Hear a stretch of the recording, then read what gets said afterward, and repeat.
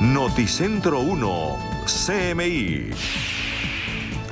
Buenas noches, bienvenidos a las noticias. Los siguientes son los 3 hechos más importantes de hoy en Colombia.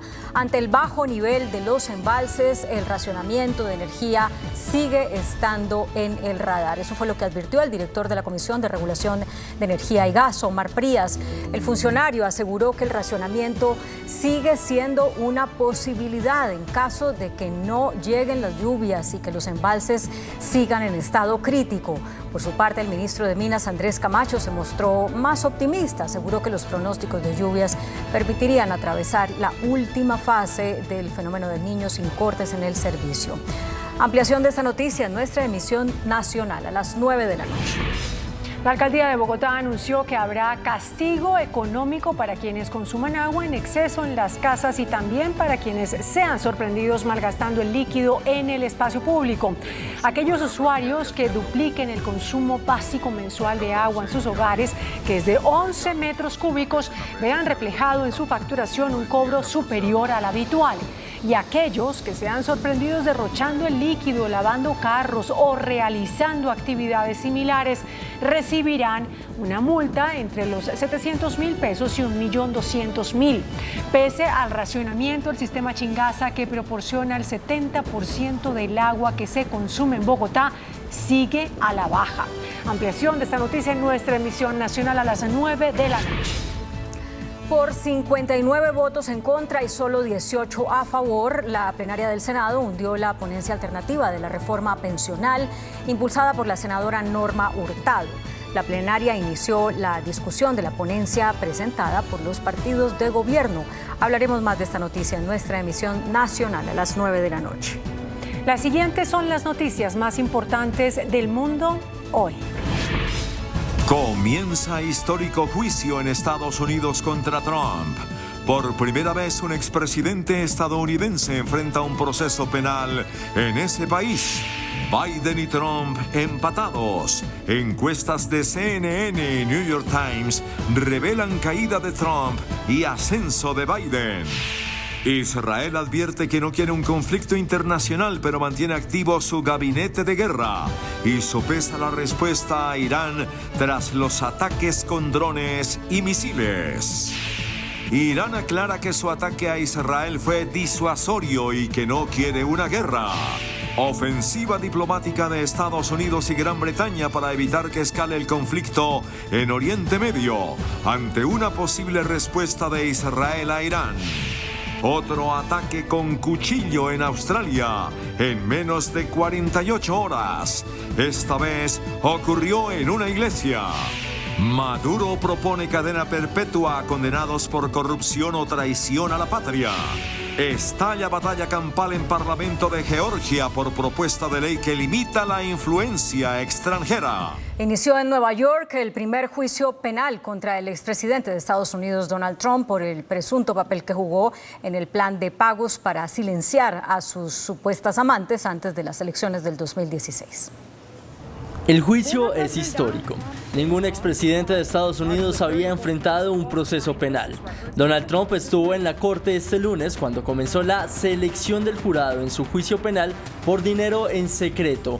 Más de 50 posibles miembros del jurado fueron desestimados para decir que no podrían ser justos e imparciales. All of the legal pundits, all of the legal scholars today, there's not one that I see that said this is a case that should be brought or tried. It's a scam. It's a political witch hunt. It continues forever. And we're not going to be given a fair trial. It's a very, very sad thing. Los posibles jurados seguirán siendo examinados mañana mediante preguntas que podrían indicar opiniones políticas para finalmente seleccionar un panel de 12 neoyorquinos y 6 suplentes.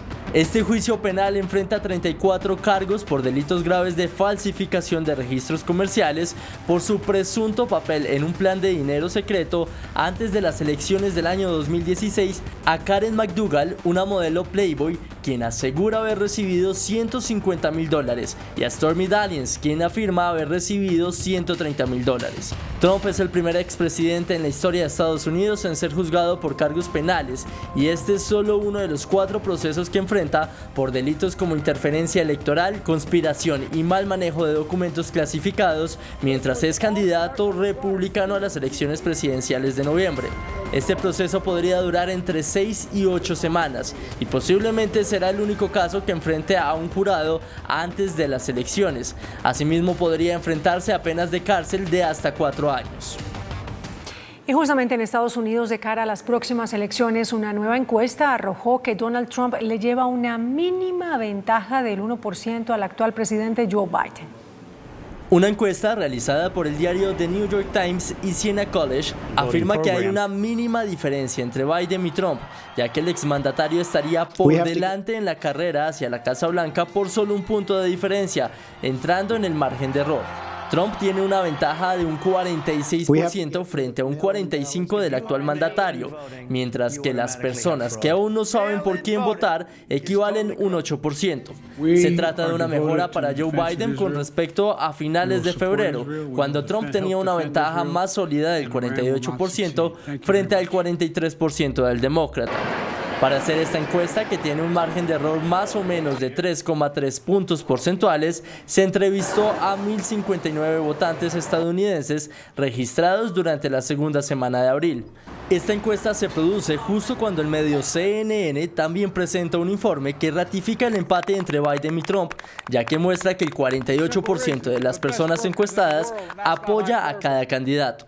Este estudio también revela que la opinión del público sobre el estado del país permanece prácticamente sin cambios. La mayoría de los votantes todavía dice que Estados Unidos va en la dirección equivocada. El índice de aprobación de Biden sigue siendo profundamente negativo, con un 38% de aprobación y un 59% de rechazo. Asimismo, las calificaciones de la economía son peores, ya que el 79% de las personas califica las condiciones económicas como regulares o malas. El jefe del ejército de Israel anunció que su país dará respuesta al ataque de Irán y dijo que ese país deberá afrontar las consecuencias de sus acciones.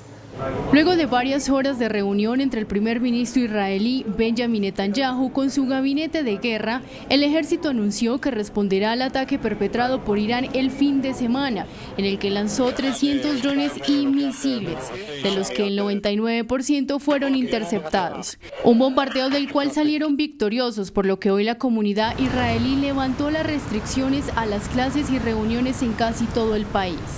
אנחנו שוקלים את צעדינו, והשיגור הזה של כל כך הרבה טילים, טילי שיוט, כטב"מים לשטח מדינת ישראל, יענה בתגובה.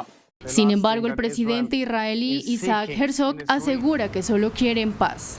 The last thing that Israel is seeking in this region since its creation is to go to war. We are seeking peace. We are peace seekers. Aunque el ejército es claro en que seguirá el nivel más alto de preparación e Irán enfrentará las consecuencias de sus acciones y tendrán una respuesta en consecuencia. Por otro lado, según el ejército, Hezbollah lanzó un ataque en el Líbano, dejando 4 militares en estado de gravedad. Todos han sido evacuados en helicóptero para recibir asistencia sanitaria. Y por su parte, el gobierno de Irán dice que no busca una guerra con Israel y que el ataque del fin de semana era solo disuasorio. Luego del temor que generó Irán al llevar a cabo un ataque contra Israel, el mayor en 30 años, ha insistido que no busca aumentar la tensión en Oriente Próximo y ha asegurado que el ataque fue necesario, proporcional y dirigido a objetivos militares para crear capacidad de disuasión. Tras el bombardeo israelí contra su consulado en Damasco el 1 de abril, que dejó sin vida a 7 militares. جمهوری اسلامی ایران به دنبال تشدید تنش در منطقه نیست. جمهوری اسلامی ایران ضمن تأکید مجدد بر پایبندی خود به اصول و اهداف منشور ملل متحد. En medio de la rueda de prensa, el portavoz del Ministerio de Asuntos Exteriores advirtió que si Israel toma otra acción contra su pueblo, las acciones de Irán definitivamente serán más serias para la disuasión. Líderes internacionales, entre tanto, instaron al gobierno israelí a no llevar a cabo un ataque contra Irán. Con el fin de evitar una guerra entre Irán e Israel, el primer ministro británico Rishi Sunak dijo que pronto hablará con su homólogo israelí Benjamin Netanyahu sobre cómo prevenir una escalada en la región. I will also shortly be speaking to Prime Minister Netanyahu to express our solidarity with Israel in the face of this attack and to discuss how we can prevent further escalation. All sides must show restraint. El secretario de Estado de Estados Unidos, Anthony Blinken, recalcó que no busca una escalada. We don't seek escalation, but we'll continue to support the defense of Israel and to protect our personnel in the region. Muhammad Ali Tamid, viceprimer ministro iraquí, advirtió que una escalada puede arrastrar a toda la región a una guerra que sacudirá la paz, la estabilidad regional y amenazará la paz y la seguridad internacional. وتهدد السلم والأمن الدولي ومن هنا ندعو جميع الأطراف إلى ضبط النفس وإيقاف وتيرة التصعيد حفاظا على استقرار وأمن المنطقة واحترام قواعد العمل الدبلوماسي والاتفاقيات الدولية المنظمة لذلك. La Corporación Internacional espera que el gobierno de Israel sea racional y que la respuesta sea con llamamientos a la contención y moderación. En menos de 48 horas se registró un segundo ataque violento en Australia. Un joven de 15 años ingresó a una iglesia donde apuñaló a varias personas.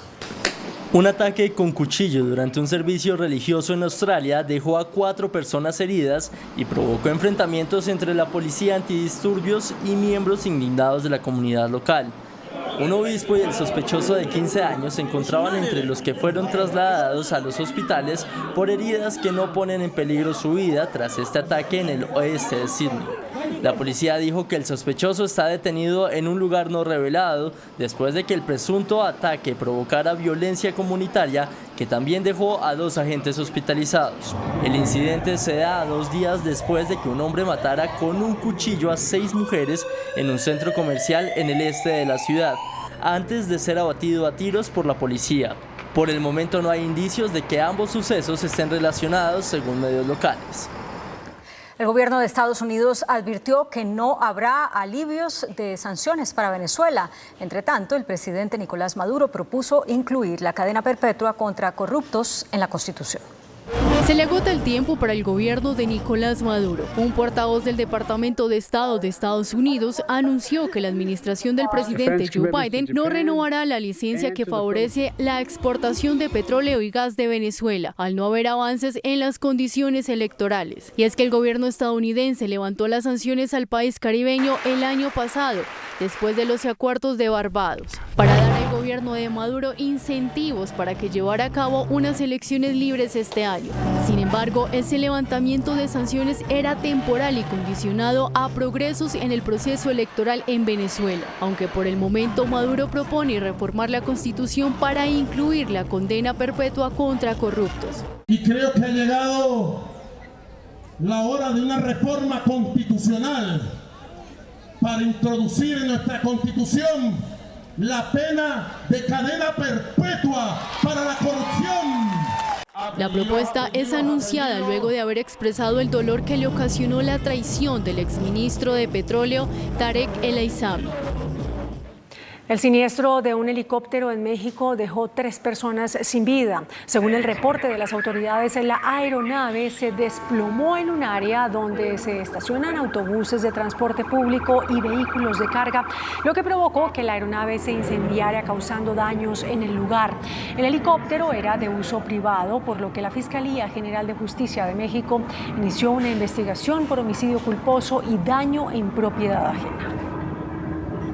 Brasil volverá a exigir visa a varios turistas. A partir del 10 de abril del 2025, los ciudadanos de Estados Unidos, Canadá y Australia tendrán que cumplir nuevos requerimientos para ingresar a ese país. Este cambio en la política de visados brasilera busca estandarizar los procesos de la entrada internacional, incluyendo a los visitantes por turismo o viajes de crucero, quienes tendrán que tramitar un permiso electrónico. En Ecuador todo está listo para el referendo que propone modificar la constitución del país y que se desarrollará el 21 de abril. Más de 13 millones de ecuatorianos ejercerán su derecho respondiendo preguntas que incluyen modificaciones a la constitución de 2008 aprobadas en el gobierno de Rafael Correa. El referendo incluye preguntas sobre si el ejército debe asumir el patrullaje de las calles permanentemente o si habrá extradición a Estados Unidos para algunos criminales. También sobre penas más severas para narcotraficantes hay pregunta y también aprobación de contratos por horas, entre otras. Hubo una llamativa pelea en el Parlamento de Georgia. La discusión comenzó cuando se debatía un proyecto de ley sobre influencia extranjera. Un legislador, como acabamos de ver, un legislador opositor al gobierno golpeó en la cabeza a un diputado oficialista que apoyaba esa iniciativa. Este lunes se cumplió un año del conflicto interno en Sudán que deja más de 8,5 millones de desplazados. En medio de los enfrentamientos entre el ejército y una facción rebelde con la que había colaborado hasta ese momento en una fallida transición política, los civiles siguen huyendo y se estima que al menos 20.000 personas están forzadas a abandonar sus hogares cada día. Según la Organización Internacional para las Migraciones, el 53% de los desplazados son menores de 18 años, lo que subraya la vulnerabilidad de este grupo. Investigadores británicos desarrollaron un robot submarino que dicen que serviría con inteligencia artificial para salvar los arrecifes de coral. La Administración Nacional Oceánica y Atmosférica de Reino Unido anunció que el mundo está experimentando un blanqueo de los corales masivo, el cuarto de alcance global desde que hay registros y el segundo en los últimos 10 años, por lo que investigadores británicos desarrollaron un robot submarino llamado Hydrus, el cual utiliza inteligencia artificial para estudiar los arrecifes de coral.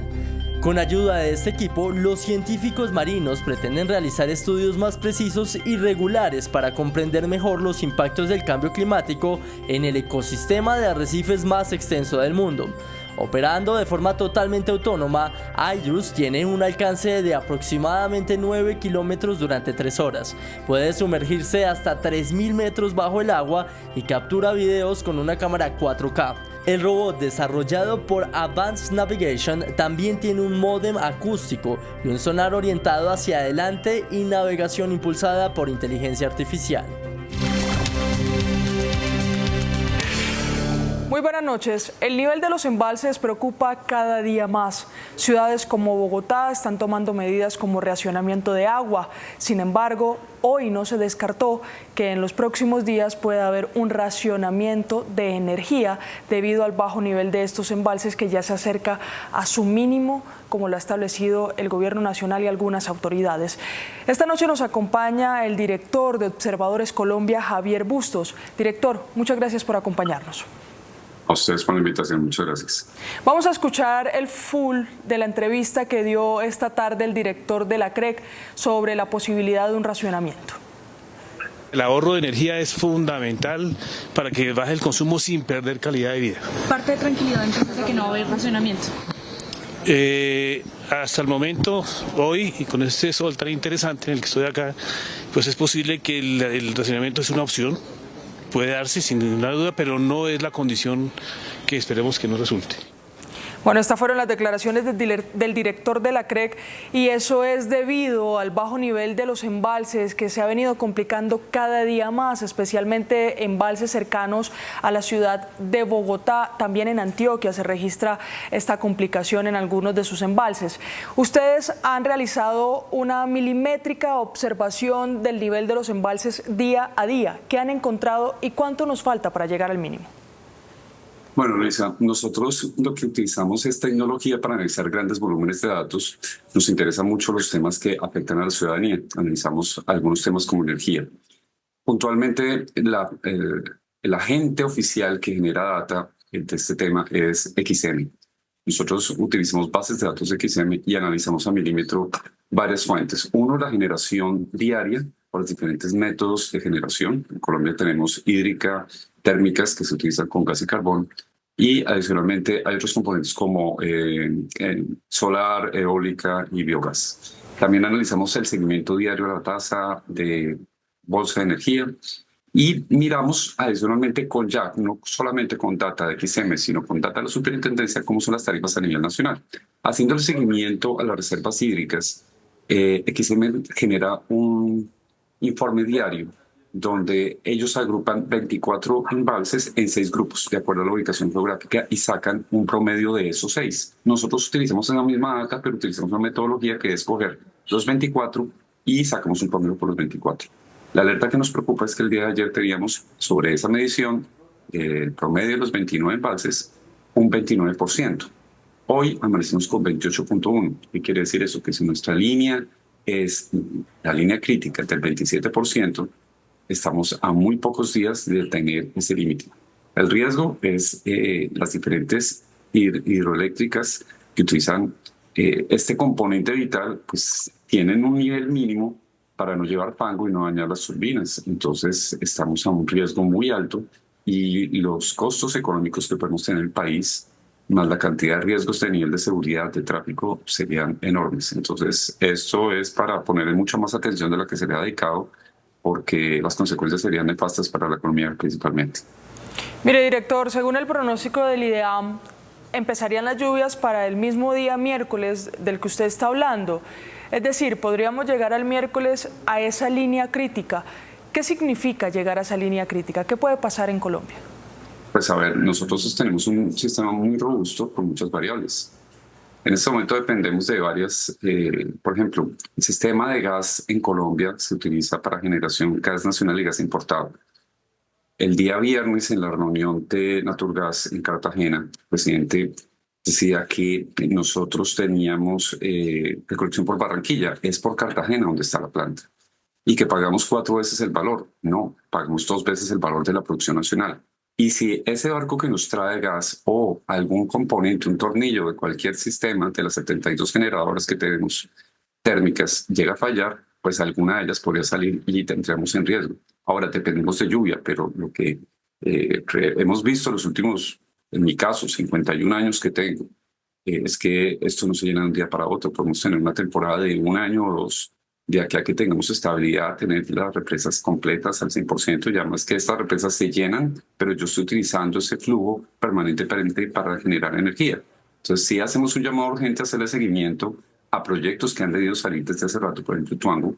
Tuango ya tiene 4 turbinas, faltan otras 4, a proyectos no solamente de generación, sino de conexión. Hay un proyecto que se llama Colectora, que no está, a proyectos como que vemos en La Guajira, donde Enel y la empresa de energía de Bogotá enterró literalmente las bases para colocar las turbinas de energía eólica. Están esos cimientos puestos, son 720.000 millones, y pues no se avanza. Entonces vemos que no dependemos de solamente de lluvia, sino una cantidad de decisiones que vienen de los últimos 10 años, donde se ha demorado este tema, y en el último segmento de los 6 meses hubo un anuncio donde no se quería que se subiera el valor en bolsa, y eso no motivó a la generación al 100% desde el septiembre del año pasado, cuando empezamos a tener una seria crisis de fenómeno de Niño, y empezamos a gastar el recurso hídrico de una forma inadecuada. En vez de tener pues, las térmicas al 100%, desde septiembre las estamos empezando a tener ahora en abril, cuando ya no tenemos recurso hídrico. Entonces creo que sí es importante darle más relevancia, y tampoco vemos que se hayan hecho campañas como las que hizo el presidente Santos hace 8 años, con un fenómeno también de Niño no tan creciente como ese año, pero pues el presidente salía e invitaba a todos los ciudadanos a ahorrar y hacía seguimiento diario. Entonces es importante que pues asumamos este reto como ciudadanos, como gobierno nacional, regional y local en todos los municipios de Colombia.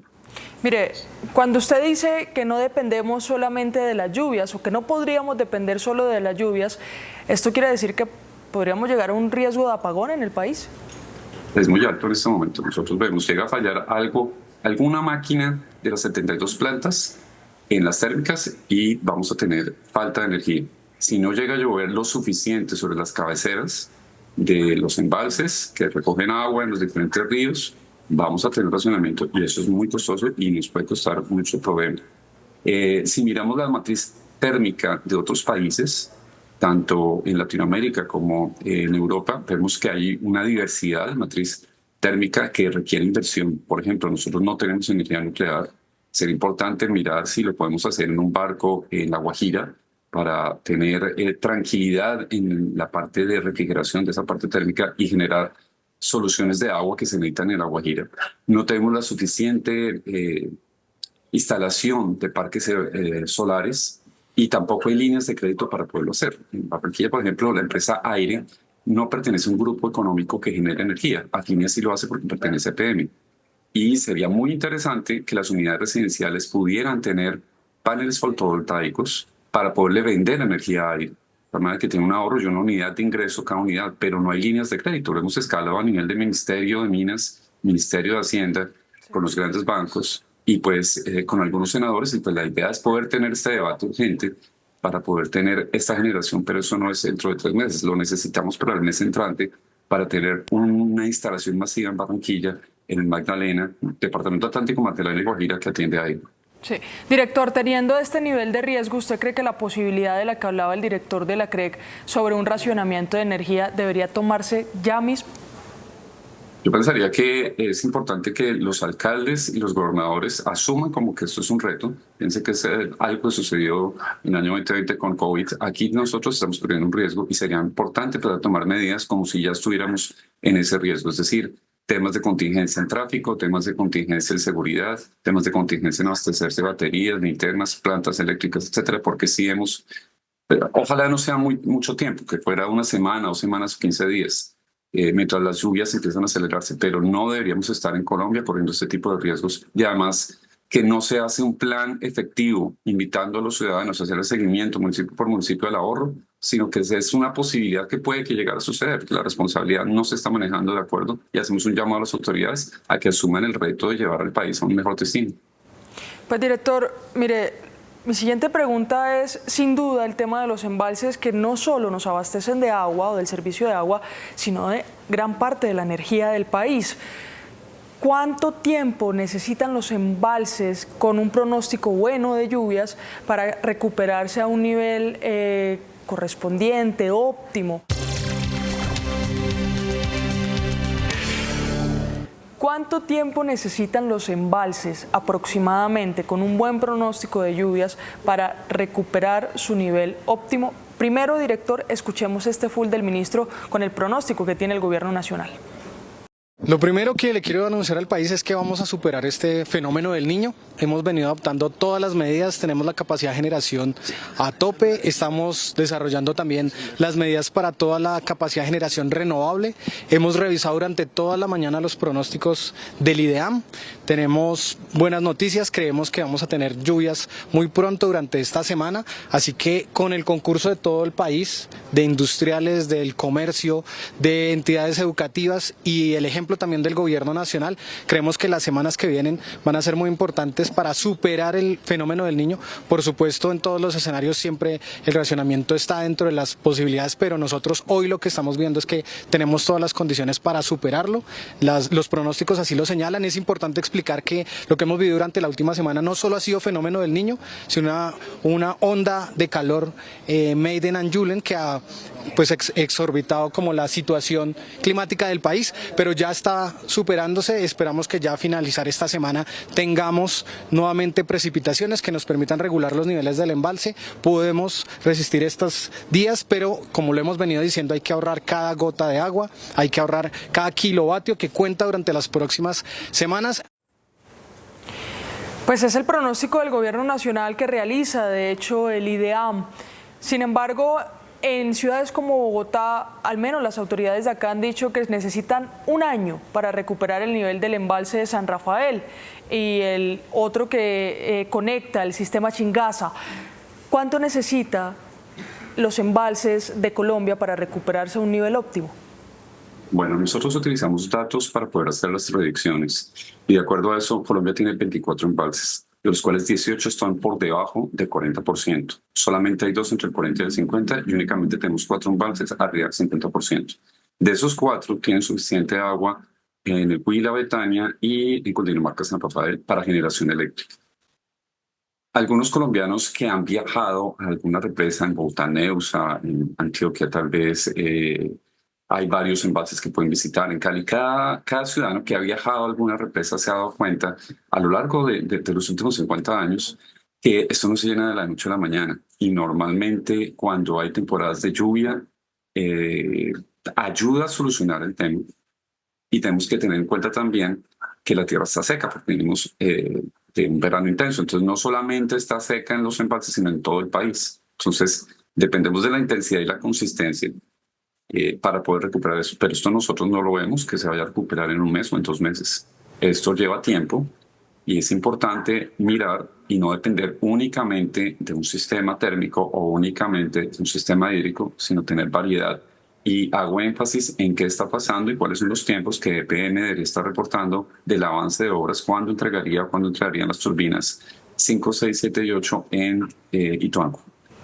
Cuándo estarían los diferentes proyectos eólicos. El ministro anunció que las consultas estaban listas, entonces necesitamos trabajar, invertir y ofrecer una matriz energética mucho más amplia, porque pues lo que nosotros estamos viendo es motivar a cambios eléctricos de vehículos y cómo voy a cargar esos vehículos si no tengo suficiente energía.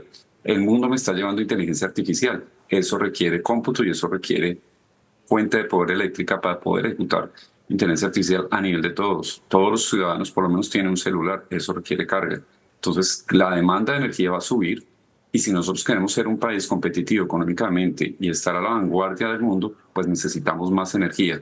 Esto no es un tema solamente de este mes por la urgencia, sino debemos tener inversiones serias, inversiones que tienen un alto riesgo y pues debemos dar seguridad y sobre todo trámite para poder tener soluciones energéticas muy puntuales. Por ejemplo, Aire es el generador de Barranquilla del Departamento del Atlántico, Magdalena y La Guajira, y quisiera tener turbinas eólicas al frente del Parque Salamanca en el Departamento de Magdalena. Llevan más de 2 años y todavía no han salido los permisos, no han empezado obras. Entonces, ¿se necesita energía? Sí se necesita. ¿Necesitamos bajar los costos? Sí. Pero pues eso requiere unas políticas ágiles, unas políticas públicas claras y una inversión seria, teniendo en cuenta que la generación de energía es el motor de un país. Y si queremos superar nuestros indicadores de pobreza, pues necesitamos inversión seria y trámites ágiles en el sector de energía. Claro, pero director, ¿qué tanto depende Colombia o la producción energética de Colombia de esas plantas térmicas? La mayor parte es hidráulica, ¿no? Sí, sin embargo, hay un comportamiento que nosotros vemos a lo largo del tiempo. En las gráficas que nosotros tenemos en nuestro portal se puede identificar normalmente que las térmicas, por ejemplo, en abril del año pasado tenemos un 11% de participación. Cuando empezó la crisis en septiembre llegó un 34% y en octubre un 37%. Actualmente estamos en un 49% de generación térmica en ese tema. Normalmente la matriz energética de Colombia es del 87, 70, 60, varía. Pero esto es un tema cíclico. Si usted analiza cuándo fue la última crisis, fue en el gobierno Santos hace 8 años, donde evidentemente el presidente salía todos los días y pedía ahorro y hacía una medición departamento por departamento de cómo estaba el ahorro de energía diariamente. Entonces, cuando estamos más crisis, pues se necesita, además de la inversión, que esto no se genera inversión de un día para otro, sino se requiere planeación y ejecución, y también una campaña en este momento, las campañas para que los ciudadanos empiecen a ahorrar y hacer el seguimiento diario, pues es muy, muy, muy importante, sobre todo en estos días que estamos tan críticos. Director, teniendo en cuenta entonces que las plantas térmicas cubren la producción del 49% de energía en el país, cabe resaltar la solicitud del presidente de la República en donde pide que las plantas térmicas estén en su máxima potencia. Nosotros tenemos seguimiento diario y en este momento vemos que lo que es mes de marzo, mes de abril, están a máxima potencia. Llegando a registros históricos, permítame, ya le doy el dato de seguimiento diario, aquí está. De 113 gigavatios día, de 242.29 que se generan en día. Entonces, pues tenemos una participación del 47, 48% y no tenemos más capacidad. Hubiéramos deseado que este anuncio que me estás comentando en este momento se hubiera hecho en el mes de septiembre para poder salvaguardar el agua que teníamos y además que el fenómeno del Niño no fue más sorpresa esta última semana. Esto se sabe desde enero del 2023. Empezó en septiembre y pues deberíamos estar preparados. Entonces esos anuncios de máxima generación que decimos hoy han debido hacerse por lo menos en septiembre del 2023. Es decir, que la máxima potencia que está solicitando el presidente Gustavo Petro solo puede llegar a un 49% de energía a través de plantas térmicas como la tenemos hoy. Correcto, no tenemos más capacidad para producir más energía.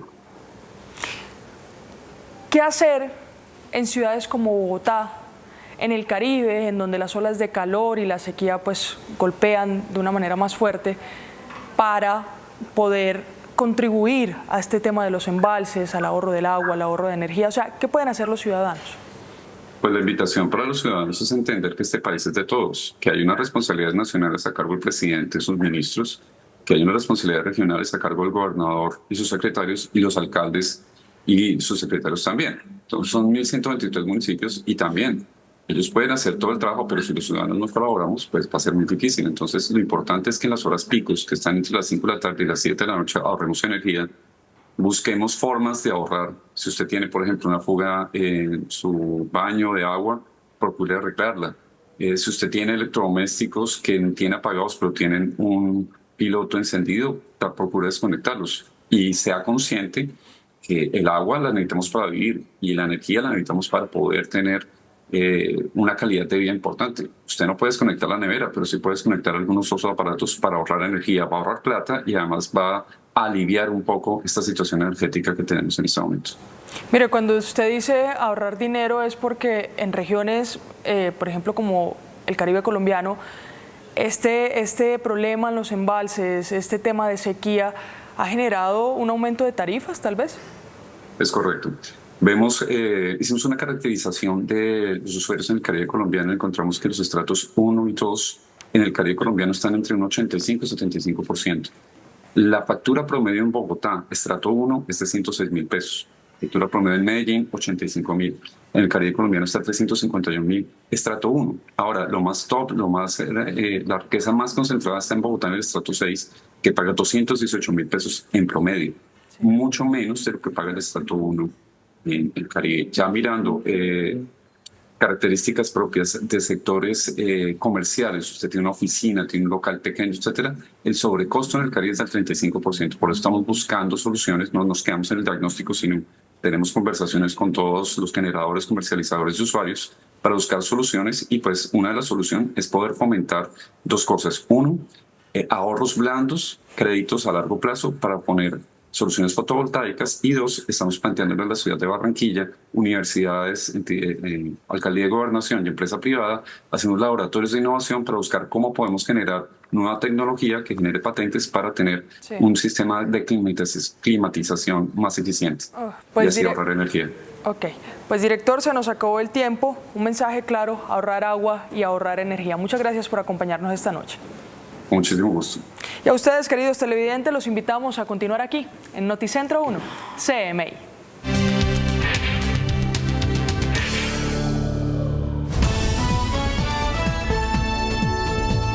Noticentro 1, CMI. Térmicas operan al límite de su capacidad. Generan ya el 45% de la energía que consume el país. Nivel de embalses es crítico. Cae al 29.7%. Revive fantasma del racionamiento. Comisión de Energía no descarta la medida. Alcalde de Medellín urge terminar Hidroituango para evitar racionamiento. Empresas de servicios públicos piden racionamientos sectorizados ya. Ministra de Ambiente dice que lluvias regresarán a finales de abril. Bogotá anuncia multas por derroche de agua. Se destraba reforma pensional. Plenaria del Senado discute el proyecto esta noche. Dueño de Sanitas denuncia a superintendente de salud. Funcionario responde. Se dividen disidencias del Estado Mayor Central. Diálogo sigue sin alias Iván Mordisco. Producción industrial completa 12 meses de caída continua. Cotización internacional del café alcanza los $2.26 la libra. Se salva PDVSA Colombia. Telefónica WOM pide ir a la reorganización. Iniciamos nuestra segunda hora de noticias. Las térmicas generadoras de energía en el país operan esta noche cerca del límite de su capacidad. Ya están generando el 45% de la energía que consume Colombia. El gremio de los generadores aseguró que si no hay lluvias en los próximos 10 días, la situación se pondrá más crítica y podría obligar incluso a iniciar cortes en el servicio de electricidad. Este lunes, en el inicio de semana, las autoridades energéticas prendieron todas las alarmas por la disminución en los embalses que están poniendo en vilo el abastecimiento de la energía en el país. De esta manera se prenden a todo full las plantas térmicas, las cuales aumentan su participación, alcanzando niveles del 45%, mientras un mes atrás estaban en 30%. Esto representa que hoy la generación es de 107,60 gigas kilovatio hora. La Comisión de Seguimiento del Gobierno facultó a toda la térmica para entrar al sistema. Estamos muy cerca de llegar a ese máximo.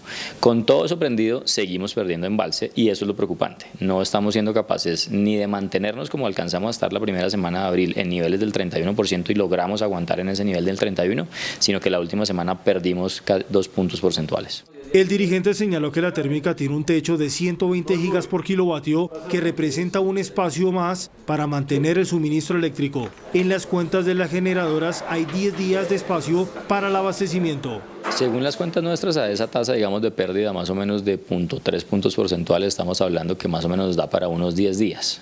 De ahí en adelante ya es una decisión del operador. ¿En qué sentido? Opera el sistema por debajo de niveles del 27%, lo que va a requerir del operador es decir, listo, yo me siento cómodo y confiado con esto, o le voy a recomendar al gobierno que tengamos cortes programados por una cantidad X de energía en el día a día. Se espera que lleguen las lluvias en la tercera y cuarta semana de abril que eviten un racionamiento. Mientras tanto, XM, operador del mercado energético, reportó una nueva disminución en el nivel de los embalses generadores de energía. La mayor operación de las térmicas se da por la disminución de los embalses que, de acuerdo con XM, operador del mercado, siguen disminución acercándose a niveles críticos. En el promedio nacional dichos embalses cayeron al 29,78%, mientras que hace un mes se ubicaban en 37,7%. Los aportes hídricos están en mínimos históricos día en 27,95% debido a la sequía que viene afectando gran parte del territorio nacional. Precisamente por regiones el panorama es evidente.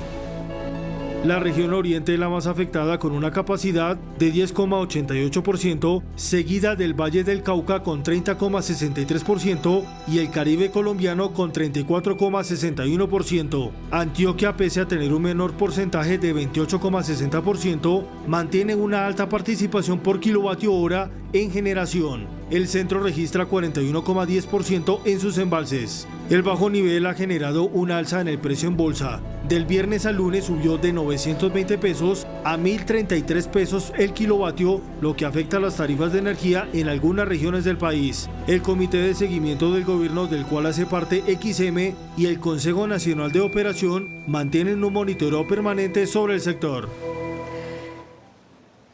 El director de la Comisión de Regulación de Energía, Omar Prías, no descartó un racionamiento y advirtió que se están tomando medidas para evitarlo. Ante el bajo nivel de los embalses, el racionamiento sigue estando en el radar. Así lo advirtió el director de la Comisión de Regulación de Energía y Gas, Omar Prías. Pues es posible que el racionamiento es una opción, puede darse sin ninguna duda, pero no es la condición que esperemos que no resulte. El ministro de Minas, por su parte, se mostró más optimista. Tenemos buenas noticias, creemos que vamos a tener lluvias muy pronto durante esta semana. Por supuesto, en todos los escenarios siempre el racionamiento está dentro de las posibilidades, pero nosotros hoy lo que estamos viendo es que tenemos todas las condiciones para superarlo. Y explicó que Colombia suspendió la exportación de energía. Desde Semana Santa nosotros limitamos la exportación de energía a Ecuador. En este momento no estamos exportando energía. El nivel de los embalses está en 29,78%, muy cerca del estado crítico que se ubica en 27%. El director de la firma Observadores Co, Javier Bustos, aseguró que las condiciones del país llevarían a un racionamiento de energía esta semana. De acuerdo con el informe de la firma de análisis Observadores Co, el racionamiento de energía en el país es inminente y este se estaría dando alrededor de esta semana. Si no ahorramos agua, y seguimos consumiendo la energía que estamos consumiendo, muy seguramente entre miércoles y jueves tendremos límite de 27%. ¿Qué quiere decir eso? Que las empresas generadoras de energía por hidro no van a poder generar la cantidad de energía suficiente y no vamos a tener cómo soportar la carga nacional. Asimismo, señala que las condiciones en generación hidráulica no están dadas y las térmicas están a su máxima capacidad. En el gobierno local, tanto regional, en todos los municipios de Colombia, empezar a tener contingencias en temas de cortes de energía, tanto en seguridad como abastecimiento de los diferentes elementos que llegarán a necesitar. Coincide con el llamado al gobierno a tomar medidas inmediatas para que la afectación sea la menor posible. El alcalde de Medellín, Federico Gutiérrez, dijo que ante la crítica situación por el fenómeno del Niño es urgente terminar las obras de Hidroituango para evitar un racionamiento de energía.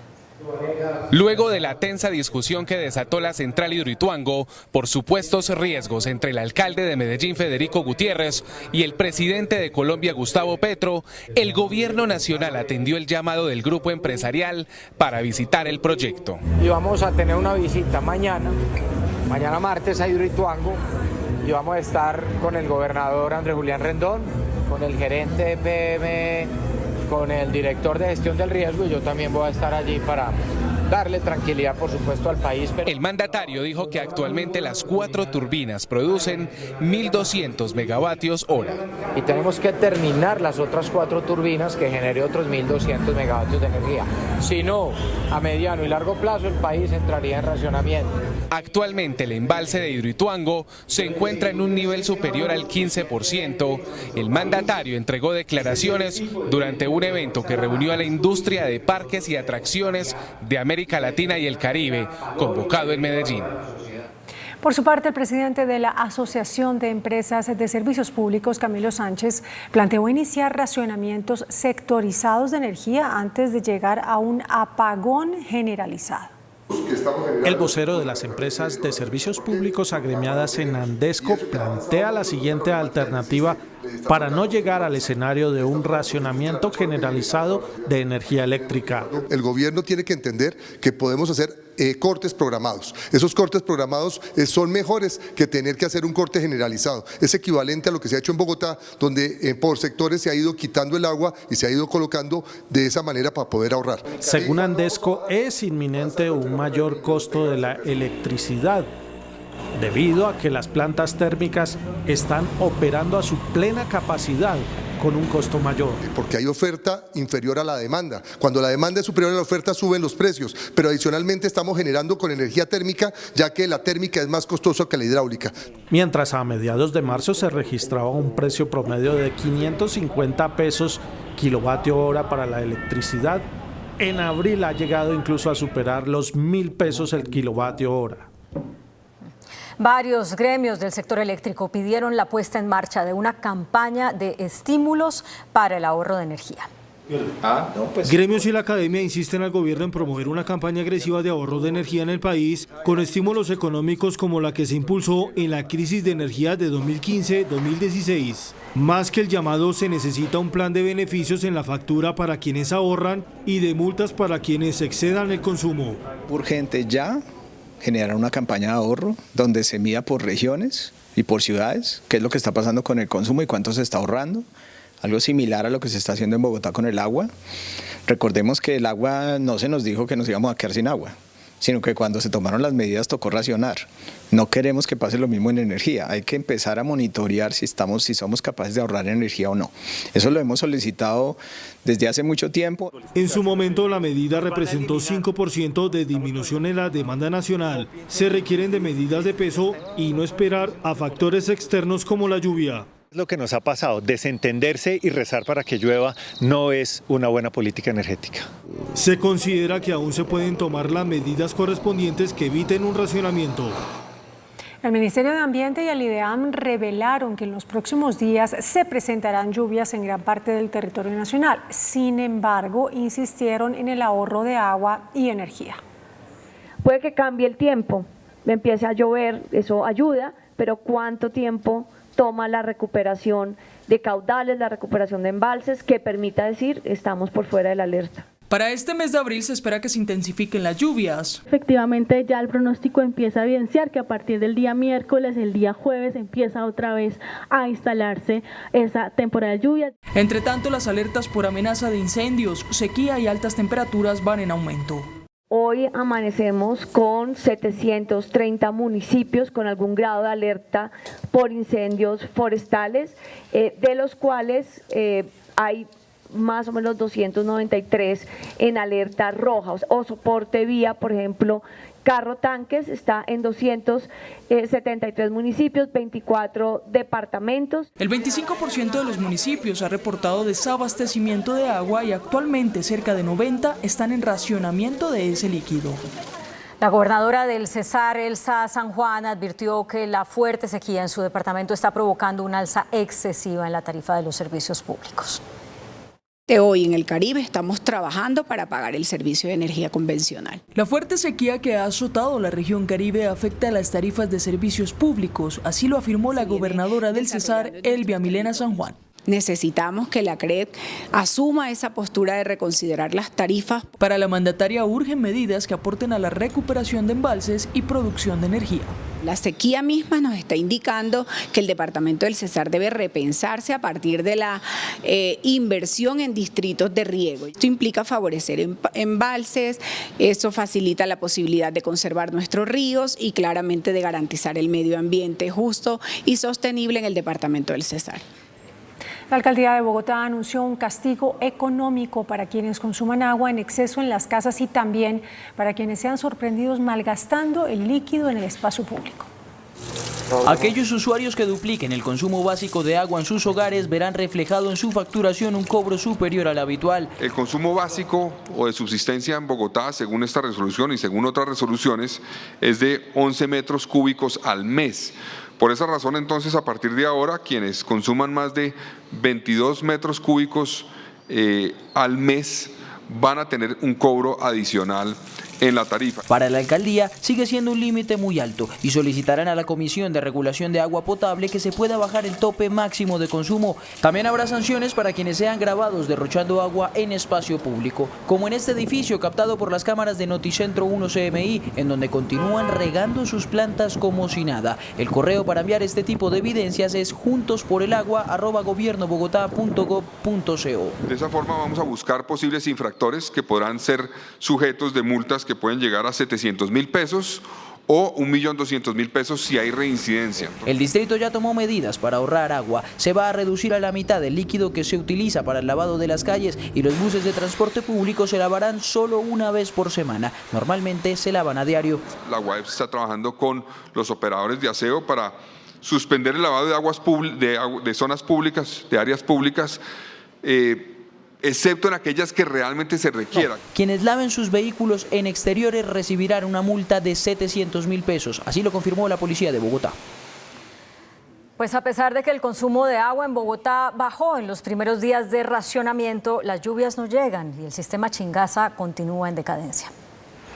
El sistema Chingaza, que proporciona el 70% del agua que se consume en Bogotá, sigue a la baja. Según la Corporación Autónoma Regional de Cundinamarca, el embalse de Chuza tiene apenas un 14.9% de ocupación y el embalse de San Rafael llega a 19%. Es decir, que en total el sistema Chingaza tiene un 15.89% de ocupación. Según el alcalde de Bogotá, la meta para finales de este mes es alcanzar el 20% de ocupación en todo el sistema, meta que se logra reduciendo el consumo de agua en los hogares y esperando a que la lluvia haga presencia en los embalses que abastecen a la ciudad. Según el distrito, el consumo de agua el pasado domingo en Bogotá fue de 16,01 metros cúbicos por segundo y a pesar de que hay una reducción, no se ha logrado la meta esperada, que es llegar a 15 metros cúbicos por segundo. Este martes no habrá servicio de agua en 952 barrios, el sector occidental de la localidad de Suba y todo el municipio de Soacha. La Lonja de Propiedad de Raíz de Bogotá hizo un llamado a las propiedades horizontales para abstenerse de utilizar los tanques de almacenamiento durante la jornada de racionamiento. La alcaldía le solicitó a la Lonja de Bogotá hacer el llamado a los conjuntos residenciales de abstenerse a utilizar los tanques de almacenamiento de agua que se tienen en los días de racionamiento. Es un tema de conciencia ciudadana. Ni la alcaldía ni la Lonja de Bogotá, la Lonja de Bogotá no es un ente de vigilancia y control, por ende no puede decirle a las comunidades no lo hagan. No es posible pensar en algún tipo de prohibición, pues cada conjunto es autónomo en el uso de sus tanques. La persona o el habitante que vive al interior de las copropiedades o de estos conjuntos, pues tiene que ser consciente que a pesar de que no le quiten el agua dentro de su conjunto residencial, él es el que también debe buscar racionalmente y eficazmente el uso del agua. Cerca del 68% de la vivienda en Bogotá es en propiedad horizontal y el distrito no tiene la cifra de cuántos tanques de almacenamiento se tienen. En Medellín, las autoridades están en alerta por el deterioro de la calidad del aire de la ciudad. De nuevo, una bruma cubrió el cielo de Medellín y los 9 municipios que integran el Valle de Aburrá. 15 de las 19 estaciones reportaron color naranja, que según las autoridades ambientales significa que el aire que se respira es dañino para grupos sensibles. Mujeres embarazadas, adultos mayores de 65 años, niños menores de 5 años y personas que tengan afectaciones en su salud, tanto cardíacas como respiratorias. Paula Palacio, directora del área metropolitana, explicó a qué se debe el deterioro en la calidad del aire. Debido a la cantidad de incendios que estamos teniendo en este momento, que se han incrementado en un 400%, no solamente en Antioquia, sino en todo el país, esos incendios están afectando las condiciones de calidad del aire de Medellín y de otras ciudades del país. Y por ahora se estudia si es necesario ordenar otras medidas como restricciones a la movilidad. A esta hora, la plenaria del Senado avanza en la discusión de la reforma pensional. Ya se aprobó la ponencia positiva del proyecto. Ana María Cuesta, detalles del avance del debate. Compañeras y televidentes, muy buenas noches. Hace pocos minutos la plenaria del Senado le dio luz verde a la ponencia mayoritaria de los partidos de gobierno sobre la reforma pensional. Recordemos que plantean un sistema de pilares y que el quid del asunto está en el umbral para que los colombianos coticen obligatoriamente en Colpensiones. Aunque tras una reunión con la bancada liberal se acordó con el presidente de la República que el umbral sería de hasta 2.3 salarios mínimos, la senadora ponente de la reforma pensional, Marta Peralta, habla de 3. Escuchemos.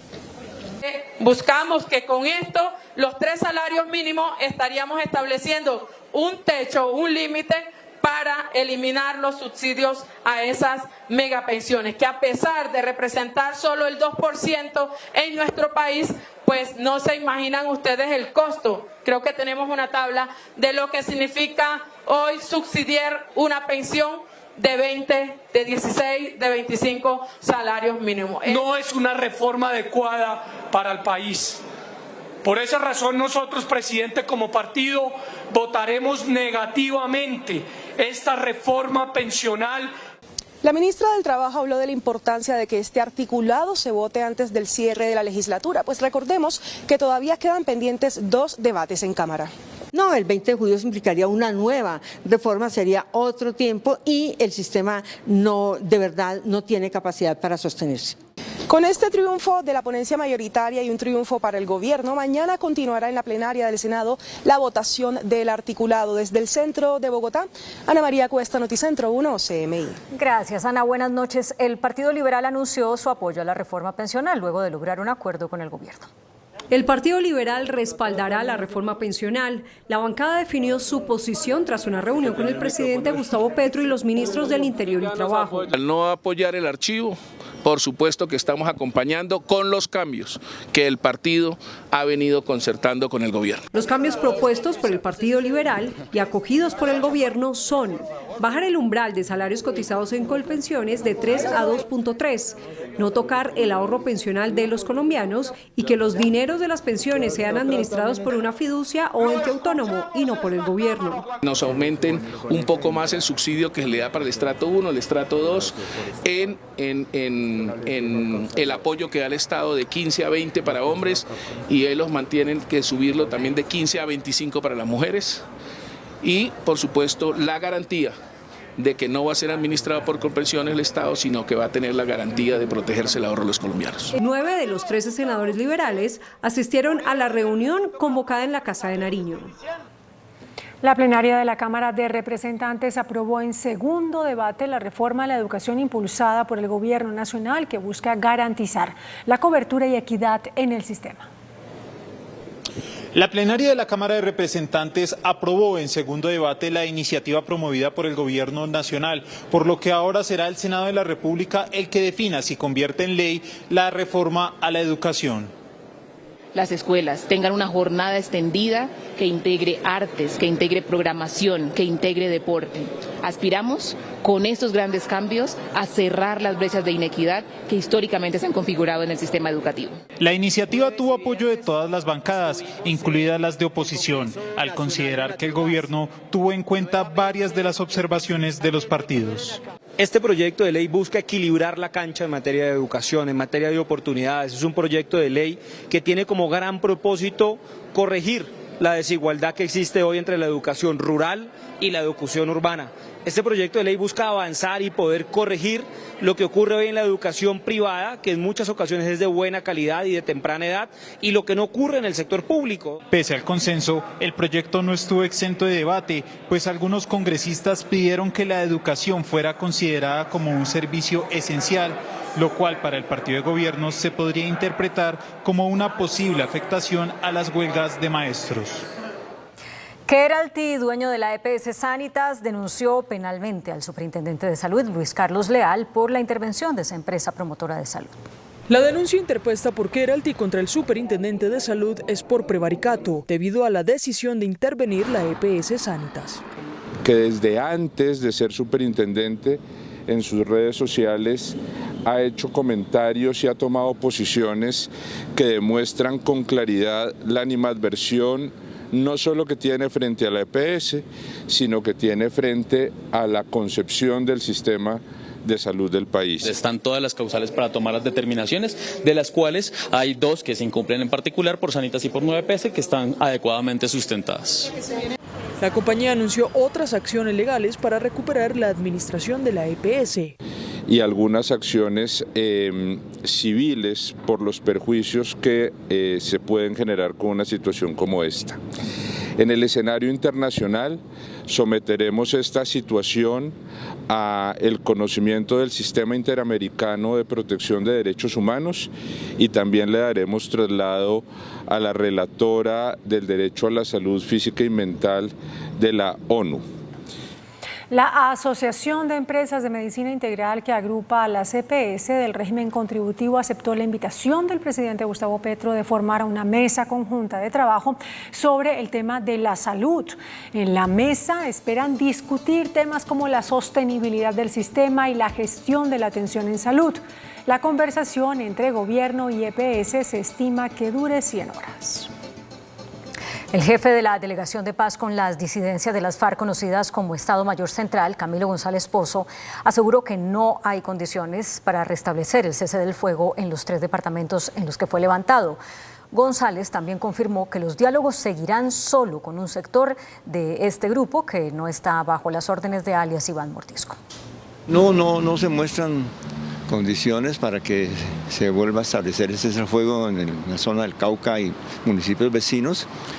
La situación de escalamiento además está afectando muchísimo a la población y están destruyendo vías y haciendo atentados. Es toda una dinámica de confrontación en la cual es muy difícil decir que vamos a un restablecimiento del cese al fuego en el Cauca.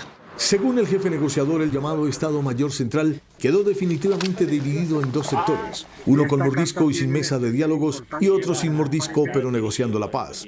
El sector que está en la mesa no reconoce a Iván Lozada como jefe, ni como coordinador, ni como nada, sino simplemente se han diferenciado y se mantienen en los acuerdos. En abril y mayo se llevarán a cabo diálogos regionales con el sector encabezado por Calarcá y Andrei y que se mantiene en la mesa, lo que ratifica la división de este grupo guerrillero. Lo que vemos es un divorcio sin armas, ¿no? Vemos como una ruptura amigable. Ojalá, porque el peor escenario sería que se desatara una guerra atroz como la que ellos tienen con la segunda Marquetalia o con el Clan del Golfo. Yo creo que sería el peor escenario para el país. Hoy justamente se conoció otro pronunciamiento del bloque oriental en el que ratifican que están con mordisco, lejos de la mesa, y piden restablecer el cese del fuego. Creemos que la única posibilidad de seguir adelante es que se declare el cese al fuego bilateral a nivel nacional y que busque mecanismos para restablecer una mesa de negociaciones que represente a toda la unidad fariana. Por ahora, entonces, solo un sector de las disidencias estará en la mesa y de todas maneras se espera si Iván Mordisco logra recuperar su mandato y unir a los dos sectores en que explotó esta guerrilla. El ministro de Defensa, Iván Velásquez, criticó las actuaciones de violencia de las disidencias de las FARC, Segunda Marquetalia, en medio de un llamado del Grupo Armado por la Paz Nacional. Por medio de un comunicado de las disidencias Segunda Marquetalia de las FARC, pidieron al gobierno nacional paz total y que frene la guerra entre grupos armados. Ante una presunta escalada en la violencia en Nariño por parte de este grupo guerrillero, el ministro de Defensa se pronunció. Aunque hay en general informes de inteligencia, no está plenamente establecido que eso se esté presentando. La Segunda Marquetalia ha expresado su voluntad de negociar, de sumarse en este proceso de la paz total en los acercamientos y establecimiento de mesas de negociación o de diálogo, de manera que sería un absoluto contrasentido que esté haciéndole esos planteamientos al gobierno y simultáneamente esté amenazando o pretendiendo que se realicen acciones contra la fuerza pública. Hasta el momento no hay pactada ninguna fecha para iniciar diálogos con la Segunda Marquetalia. Bueno, y mientras tanto, las fuerzas militares dieron de baja a un cabecilla de esa disidencia que se hace llamar Segunda Marquetalia. Se trata de alias Chilingo, quien sería el líder de una estructura guerrillera en el Caquetá. Según las autoridades, este hombre sería responsable de asesinatos, extorsiones y secuestros de campesinos y ganaderos. Las autoridades en Cesar lograron rescatar a un ganadero que había sido secuestrado horas antes en el municipio de San Diego. Rafael Arona Vitola, de 76 años, reconocido ganadero y agricultor del departamento del Cesar, fue secuestrado por hombres armados en la mañana de este lunes cuando se movilizaba hacia su finca en zona rural del municipio de San Diego, en el departamento del Cesar. Por fortuna, la rápida acción de las autoridades permitió la liberación de la víctima. Desplegando un plan operativo en todo el sector, un plan candado con batallón de alta montaña, con el GOES, y propusimos hasta 30 millones de pesos de recompensa por información certera. La información fue llegando. De acuerdo con las primeras investigaciones, al señor Rafael Arona lo habrían obligado a movilizarse en su camioneta hacia la zona rural de San Diego. Sin embargo, ahora no hay rastro de su vehículo. La Comisión Interamericana de Derechos Humanos inició una visita a Colombia para evaluar la situación de los derechos humanos en el país. Los magistrados de la CIDH estarán hasta el próximo viernes en una visita in loco en Colombia, es decir, en una misión directamente en el territorio con fines investigativos. La CIDH verifica los impactos de las violencias en los derechos humanos y anunció que se concentrará en dos análisis: la implementación del acuerdo de paz con las FARC y la seguridad ciudadana. Los comisionados sostuvieron hoy encuentros con las altas cortes, con el Congreso y con la academia. Tuve ocasión con algunos de los comisionados de manifestar lo que siempre hemos dicho públicamente: el cumplimiento del acuerdo a mí me parece que ha sido mediano. No voy a exagerar en esto, pero realmente no es lo que se pensaba. Con el nuevo gobierno llegamos a la idea, palabras del presidente Petro, de que se iba a cumplir a rajatabla, y la verdad es que no ha ocurrido. La última visita in loco a Colombia de la CIDH fue en diciembre de 2012. El expresidente Álvaro Uribe y el exvicepresidente Germán Vargas Lleras lanzaron nuevas alertas sobre una hipotética constituyente por decreto. La propuesta... Uribe se grabó desde la Universidad Sergio Arboleda para catalogar de golpe de Estado la posibilidad de que el presidente de la República convoque a una constituyente sin presentar una ley ante el Congreso. La convocatoria de la Asamblea Constituyente, el plebiscito, el referendo, la consulta, todo eso está rigurosamente reglamentado en la Constitución. No puede el presidente Petro inventarse un mecanismo diferente para convocar una asamblea constituyente. Eso sería un claro golpe de Estado. Por su parte, el exvicepresidente Vargas Lleras, el primero en acusar al gobierno de planear una constituyente por decreto, se reafirmó en su acusación, que ha sido rechazada por el ministro de Justicia. Si mal no recuerdo, en el artículo 376, que señala que la constituyente en Colombia no puede convocarse sin una ley que se tramite en el Congreso, que sea avalada por la Corte Constitucional, que luego se le consulte al pueblo colombiano si está de acuerdo, y que si obtiene la votación requerida se convoque a la elección de los constituyentes. Nada de eso se va a respetar, van a acudir a un decreto de emergencia. Las autoridades en Cúcuta buscan a los responsables del asesinato del veedor social Jaime Vázquez, quien había denunciado un plan para asesinarlo. Horas después del asesinato del veedor social Jaime Vázquez, se conoció un video donde advertía de un plan para asesinarlo. De una reunión que hubo en la ciudad de Bogotá, donde estaba un político de la ciudad, y en esa reunión establecieron claramente que debían joder a Jaime Vázquez y que eso había que hacerlo pasar como si no se tratara de un asesinato de un pensador de la ciudad, sino que lo iban a hacer aparecer como un atraco. Sus denuncias en las redes sociales eran constantes y muy severas. Vinculaba al gobernador actual, a algunos actuales alcaldes del departamento y a algunos contratistas. Motivo por el cual tenía amenazas. Lo extraño es que el día del atentado no estaba respaldado por su esquema de seguridad. Está en manos de la Fiscalía, hay videos, hay fotos en los que se identifican al sicario, hay imágenes de la moto, todo lo que envuelve la escena del crimen, y esperamos que se den los resultados. En menos de 4 días han sido asesinadas 16 personas en el área metropolitana de Cúcuta. A los 91 años falleció en Bogotá el cardenal emérito Monseñor Pedro Rubiano Sáenz. Siempre tenemos que hablar con claridad de acuerdo con el Evangelio. El cardenal Pedro Rubiano, oriundo de Cartago Valle, y quien ofreció 68 años de vida sacerdotal compartiendo el mensaje de Jesús, falleció hoy en su residencia producto de una enfermedad. Rubiano dirigió la diócesis de Cúcuta entre 1971 y 1983, asumió como arzobispo en Cali hasta 1994, pues ese año fue nombrado arzobispo de Bogotá y primado de Colombia, permaneciendo en dicho cargo hasta el año 2010. Como cardenal, dignidad que recibió de la Iglesia en el año 2001, participó del cónclave que eligió al Papa Benedicto XVI en abril de 2005. Los restos mortales del cardenal Rubiano reposarán para siempre en la Catedral de Bogotá, en la capilla de Nuestra Señora de los Dolores, informa la Conferencia Episcopal, congregación de la que fue 3 veces presidente. La Corte Constitucional realizó hoy una audiencia sobre la gravísima crisis humanitaria que viven los niños del pueblo Wayuu por la tasa de mortalidad asociada a la desnutrición. En 2017, la Corte declaró una grave crisis humanitaria por la alta tasa de mortalidad de los niños menores de 5 años del pueblo Wayuu, asociada a la desnutrición.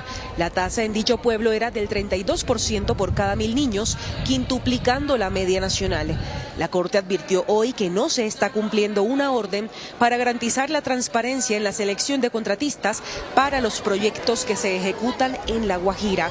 Los organismos de control entregaron balances sobre investigaciones relacionadas con corrupción en contratos. 3 de ellas ascienden a más de 99.000 millones de pesos relacionadas con la compra de los 40 tarrotanques para la distribución de agua potable en el municipio de Uribia y sus alrededores. Está en investigación disciplinaria en etapa probatoria disciplinables Olmedo de Jesús López Martínez, Sneider Augusto Pinilla Álvarez y Víctor Andrés Mesa Galván, director general, subdirector de manejo de desastres y director general respectivamente de la unidad de riesgos. La mortalidad por siniestros viales sigue en aumento en Colombia. En el primer trimestre del año se reportaron 1.900 decesos en las vías del país. Antioquia y Valle reportan las cifras más altas. Según el último informe de la Agencia Nacional de Seguridad Vial, entre enero y marzo murieron 1.967 personas en siniestros viales. Esto representa un aumento del 3,58% respecto al mismo periodo en 2023, 68 muertes más. Expertos hacen un llamado a los colombianos para que se compren carros más seguros. También buscar que cada vez más las marcas tengan más ayudas, digamos que para los conductores dentro de sus especificaciones técnicas. Yo lo enfocaría también mucho a cómo a través de conectividad de los vehículos uno puede empezar a trabajar proactivamente. El usuario de motocicleta sigue siendo el que más muertes deja en la vía, 1.185 muertes este año. El peatón aparece en segundo lugar con 446 muertes, el usuario de vehículos 151 muertos. En Estados Unidos arranca el juicio contra el expresidente Donald Trump por el supuesto pago para silenciar a una actriz porno. En Israel, Benjamín Netanyahu prometió dar respuesta al ataque perpetrado por Irán. Las noticias del mundo en Noticentro 1, CMI.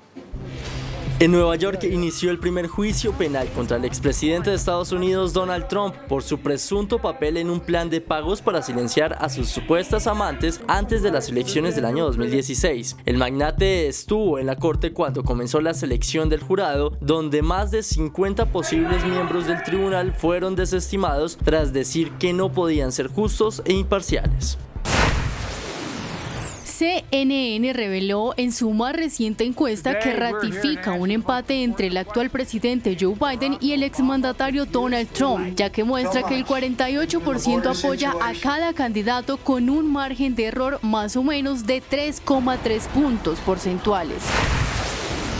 Tras el ataque que lanzó Irán el fin de semana contra Israel, el jefe del ejército anunció que dará respuesta al bombardeo. Por su parte, el ministro de Exteriores iraní expresó que ellos no buscan una guerra y que el ataque era solo para disuadir la embestida que Israel llevó a cabo en Damasco, en la que 7 militares perdieron la vida. El embajador de la República Islámica de Irán en Colombia ratificó que la respuesta de su país a Israel ya terminó, que Irán no busca ampliar el conflicto en la zona, pero que responderá a cualquier nueva agresión israelí de una forma más contundente. Hicimos una respuesta equilibrada, una respuesta legítima, una respuesta inteligente. Esta respuesta fue que Irán atacó con drones y misiles a las bases militares del régimen sionista. En este acto, ningún hombre y mujer de población civil no herido ni muerte. Así califica Irán su respuesta a Israel tras varios ataques a militares y a su consulado en Damasco. Según el embajador en Colombia, su país cumplió todos los objetivos trazados. 100% que cumplió la misión. Ya terminó nuestra respuesta y nosotros informemos a ellos que ya terminó la respuesta. El embajador advierte que su país responderá de manera más contundente y rápida si Israel decide lanzar un ataque contra Irán. Nosotros no tenemos ningún estrés, de verdad. La gente, la población civil iraní y la gente iraní están tan satisfechos de actos de sus militares para atacar a Israel y estamos de verdad que sin ningún estrés. Vamos a decidir nosotros. Si ellos atacaran, van a recibir ataques más fuertes y más severos y más contundentes. Irán dice que espera que el conflicto en el Medio Oriente no tome nuevos rumbos y que Occidente condene a Israel por el genocidio que comete en Gaza. La producción industrial cayó en febrero y completó así un año en números rojos, según el DANE. El DANE divulgó los resultados de la encuesta manufacturera correspondiente a febrero, según la cual la producción industrial cayó 2,2% y el personal ocupado también se redujo menos 0,4%. Las mayores caídas se registraron en vehículos, aceites y panadería, entre otros. Cuando la economía no va bien, ¿lo primero que sacrifican las familias es la compra de carro? Pues en este caso sí, y más que en una caída de la economía, las altas tasas de interés o las tasas de interés no estuvieran tan altas, pues seguramente la propensión al consumo de vehículos estaría mostrando otra dinámica. Según el DANE, en febrero también cayeron las ventas del comercio y el personal ocupado. Subió el precio del café. La cotización internacional llegó a $2.26 la libra. De esta manera, la libra de café se cotiza a $2.26 la libra en el mercado internacional, niveles que no se observaban desde septiembre de 2022. Y el otro factor que puede estar influyendo es el tema de los fondos de inversión, que ante el riesgo, ya sea por coyunturas económicas o políticas, buscan los commodities como un refugio ante esa época de incertidumbre. La tendencia favorece el mercado interno, donde ya la carga de café sube a 1.738.000 pesos, el precio más alto desde el 1 de junio de 2023. Se favorece la producción, que este año subirá un 10%.